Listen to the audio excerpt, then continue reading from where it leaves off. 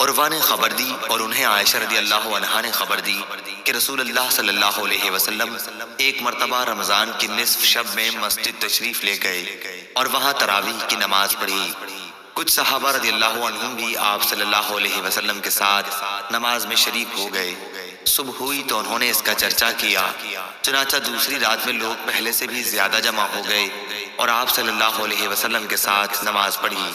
دوسری صبح کو اور زیادہ چرچا ہوا اور تیسری رات اس سے بھی زیادہ لوگ جمع ہو گئے۔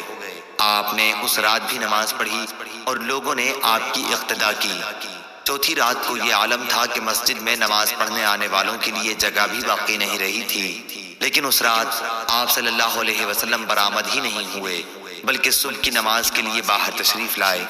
جب نماز پڑھ لی تو لوگوں کی طرف متوجہ ہو کر شہادت کے بعد فرمایا، اما بعد، تمہارے یہاں جمع ہونے کا مجھے علم تھا، لیکن مجھے خوف اس کا ہوا کہ کہیں یہ نماز تم پر فرض نہ کر دی جائے اور پھر تم اس کی ادائیگی سے عاجز ہو جاؤ۔